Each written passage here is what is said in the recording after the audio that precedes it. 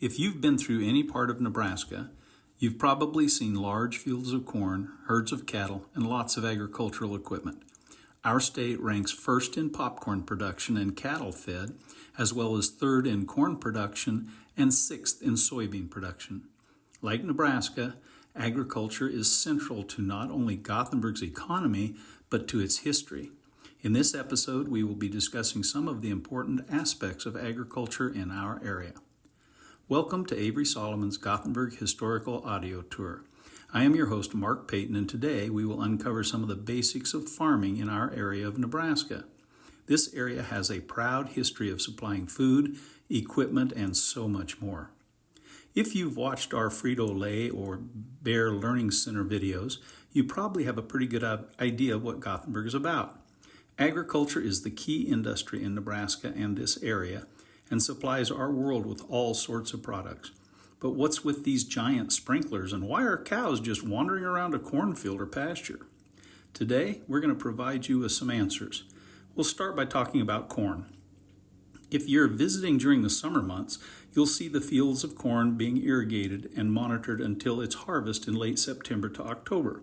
Farmers generally plant this crop anywhere from mid-April to May.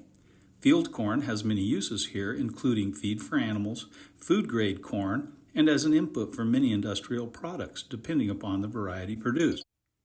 And of course, popcorn is another variety produced, and hopefully you have some of that in your cupboard at home. Depending upon the use, farmers have many hybrids to choose from. The Bear Learning Center, based here in Gothenburg, provides research and education for farmers all over the world. And their sister breeding facility, also based here in Gothenburg, grows and does research on a variety of bear brands right here in our area. You might see some giant sprinklers within the fields. If you're flying overhead, you would see them as large green circles. They're known as pivots. Pivots are responsible for watering the corn or other crops in its various stages. As we live in Nebraska, we are fortunate to have a localized source of water, the Ogallala Aquifer. This underground lake contains patches of water underneath the soil, which can be extracted from the ground to water the crops. Water consumption is closely monitored as it takes thousands of years to recharge.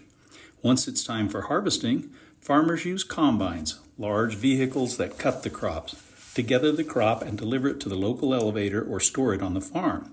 In the off-season, farmers often plant cover crops, which are plants that help prevent soil erosion and increase soil quality. Cover crops may include milo, rye, and more. Enhancing soil quality is important, which is why farmers often rotate crops seasonally. For example, one field might produce soybeans one year, but produce corn the next. Beef production is a large part of our local ag economy. Most calves are born from around January to March, with some being born later, depending upon when they were bred. Ranchers often use artificial insemination, or AI, versus traditional breeding practices as it prevents disease and promotes better genetics. In the late spring, calves are branded individually with the rancher's brand. Think of it like a jersey number for a cow. Throughout the rest of their lifetime, beef cattle spend the majority of their lives being constantly cared for on grass before being sent to the feedlot for the last 3 to 6 months of their lives. In the winter months in this area, where there are more cattle than people, you will see cattle grazing cornfields. The corn and the stalks left in the field are an affordable feed source, and the manure left behind serves as a fertilizer for the soil. Well, this is a quick overview of some of the basic agriculture in our area. Hopefully, you've learned a fact or two about the agricultural industry and food that's on your plate. Thank you for listening to this episode of Avery Solomon's Gothenburg Historical Audio Tour.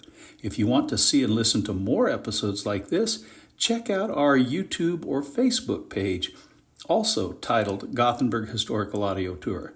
If you'd like to learn more information about the agricultural industry in Gothenburg, please check out our Frito-Lay and Bear Learning Center episodes, both of which focus on corn production and its maintenance in our area.